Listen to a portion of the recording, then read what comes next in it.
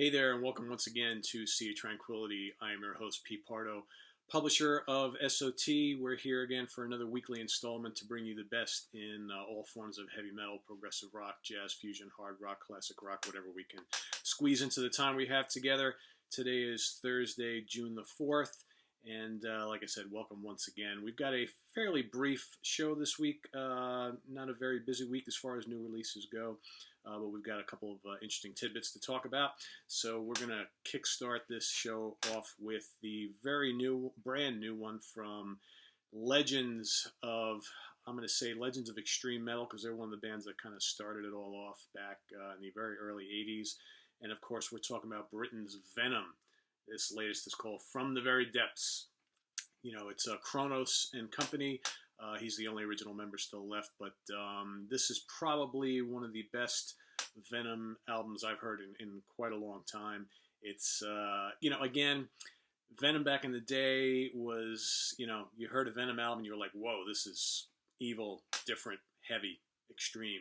Nowadays, Venom is pretty tame compared to a lot of the other stuff that's out there, but I really like this album a lot. It's just got that classic Venom sound. Lots of great heavy riffs. The lyrical imagery is, of course, very unchristian-like, shall we say, satanic. And, Kronos actually, he sounds like Tom G. Warrior from Celtic Frost / Triptychon fame on this album, which is okay by me.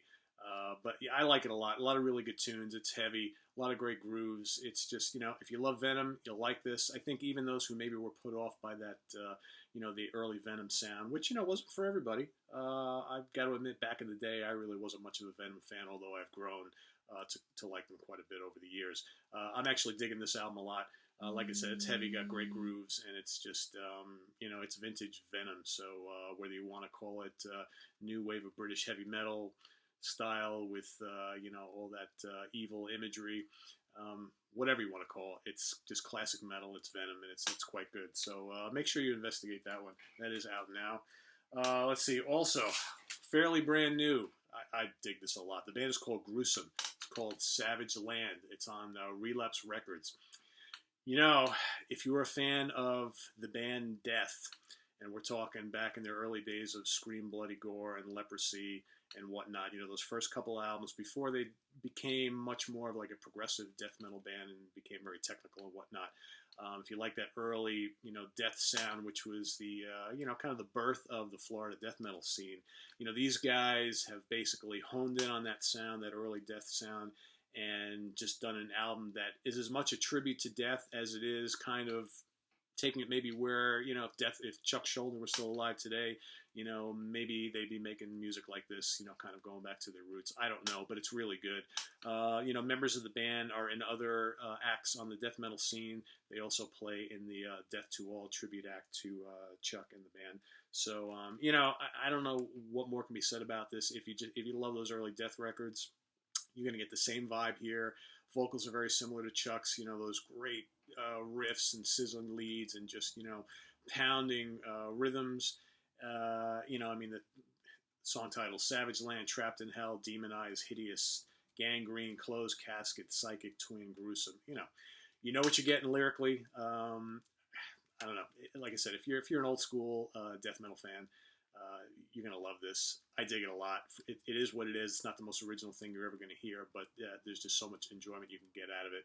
And for many of us who were big fans of Death, this is kind of like a really neat reminder of how great they were, and kind of like a continuation, if you will, by folks who also love the music. So it's, what can I say? It's really good.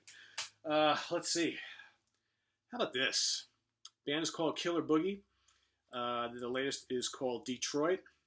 Okay, Detroit on the back, Killer Boogie on the front. Kind of a fun little album. These guys are, I would say, sort of a psychedelic, late 60s, early 70s hard rock throwback. They titled the album Detroit for a reason. They've kind of harnessed that sound of the Detroit scene from like the late 60s, early 70s. So yes, we're talking about the MC5, as well as Iggy and the Stooges. And if you throw a little bit of Blue Cheer and Black Sabbath, maybe a little Grand Funk, maybe a little Cactus, maybe a little Sir Lord Baltimore. I mean, you kind of get the picture. A little Hawkwind here and there. So it's kind of this psych, hard rock, blues rock, early punk, fuzzed out riffs, cool vocals, funk-laden rhythms. A lot of fun. A lot of fun. So, if you're into that whole retro vibe, I highly recommend checking this out. Really fun band. I dig this a lot. We're going to kind of stay on that kind of retro-y vibe a little bit. Now, this one here, this came out in late 2014. We'll kind of get to this a little bit late, seeing as we're halfway through 2015 now. But I wanted to make sure we mention this. Now, this is a band who our writer Butch Jones, most of you who are familiar with Sea Tranquility know Butch. He's been a longtime writer for the site. Was raving about this band a few months back and passed on some sample clips to me to check out. And I was kind of, the first couple listens, I was like, yeah, whatever. Nothing I haven't heard before, nothing spectacular. I made a first pass through the CD and, again, was kind of like, yeah, it's okay, whatever. But by like the second, third listen, fourth listen, finally I'm like, all right, Butch knows what he's talking about here. The band I'm talking about is Crowbot, and the name of the CD is called Something Supernatural. They're from Pennsylvania. They're kind of like a mix of like that early 70s hard rock sound with some of the early mid-90s, maybe Seattle scene. I don't even want to say grunge here because they're really not grungy sounding, but like that early Soundgarden, maybe a little Mother Love Bone, a little bit of Alice in Chains, but mixed with like Zeppelin and Sabbath and some of those great 70s bands. They've got a great singer who kind of reminds me a little bit of Chris Cornell, but the riffs are great. The grooves are just absolutely infectious. And, it's heavy, it's rocking, it's groove-laden, it's melodic, great guitar work, riffs and solos abound, and the songs are just so addicting. I mean, I don't know. I like it a lot. I've heard live they're even better. I haven't had the chance to see them live, but as far as the album goes, I dig it a lot. I think we're going to be hearing a lot from this band. Crowbot, remember the name. Pick this one up. Be on the lookout for whatever next they have in store for us, because I think this band is going to be pretty big. So, again, if you love 70s, the raunchiness of the early 70s hard rock scene with some of the kind of attitude of the early 90s hard rock scene, a little bit of a mix of the both. I like it. I like it a lot. We're going to switch over to progressive rock and on the video scene. So this is the latest. This is the third in an installment from Adele Schmidt and Jose Zagara Holder. I hope I'm saying the names right. And they have put together a kind of a video series relating to Prague called Romantic Warriors. This is number 3. It's called the Canterbury Tales. Nice little package here, And basically, they're looking at the classic Canterbury scene as well as the current Canterbury scene. So we're talking about bands from the Canterbury section of Great Britain. Soft Machine, Gong, Caravan. All the original bands. Hatfield in the North, National Health, Egg, Gilgamesh. And the Matching Mole. And this also talks about a lot of the more recent bands on the scene, like four-guest band Phenomena. And who else we got here? Oh, let's not forget classic Nucleus, all right? If you're a jazz fusion fan, you remember the great band Nucleus. They were also around back then. The Muffins, another fairly more recent band. Anyway, this is really good, very informative. It's about roughly 2 hours. And anything you wanted to know about the bands on the Canterbury scene, there's tons of interviews here with all sorts of people who are either in the middle of the scene or know a lot about it, talking about all these wonderful bands. They just go through, all of them. Like I said, if you love progressive rock, these guys have really put together a nice little series. This is the third in the installment. Would have been a shame to have more original music on here, but, as far as an informative look at the wonderful Canterbury music scene of the 70s and today, highly recommend checking this out.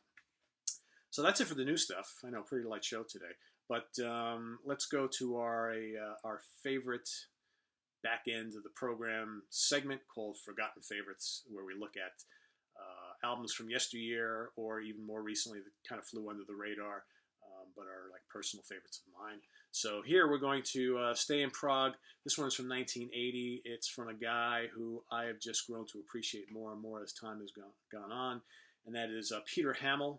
lead singer of Van de Graaff Generator. And this is his, like I said, his 1980 album called A Black Box. This is dark. It's kind of heavy in spots. This is pretty metallic. This is pretty rocking stuff on here.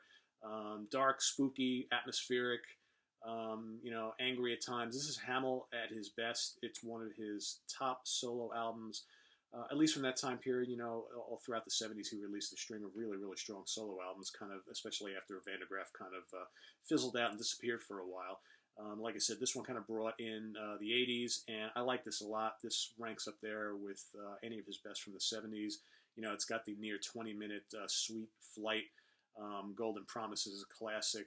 Jargon King is great. The creepy fog walking. I mean, it's mostly Hamill plays most of the instruments on here. So, he's Ripper on the guitars and the keyboards, and of course his angst-ridden vocals. I don't know. Just the guy is like a musical treasure. It's not for everybody. I know a lot of people who really don't like his vocal style, and the music of Van de Graaff is definitely different. They're, for me, a classic prog band, but again, not as melodic, as like Genesis or Yes. Not quite as complex as a Gentle Giant. Not as bombastic as Emerson, Lake and Palmer, but they brought something different to the table, and I always really appreciated them. So again, this is our forgotten favorites of today, of this episode, A Black Box by Peter Hammill. If you haven't looked into this one or any of his solo albums, especially from the 70s and the early 80s, I highly recommend this and any of those. There's plenty of life after Van de Graaff Generator when they split up in the mid-late 70s. And, they're back together again today as a trio, still making good music. So with that, I'm going to leave you for this brief episode of What's Hot with Sea of Tranquility. I'm your host, Pete Pardo. Be sure to tune in next week. We will be at Rock Fantasy with Steve Keeler next week. I'm sure Steve's got all sorts of new vinyl and CD releases, T-shirts, and news on the pinball scene and live music and all that kind of good stuff. So till then, take care. Be safe. See you next time.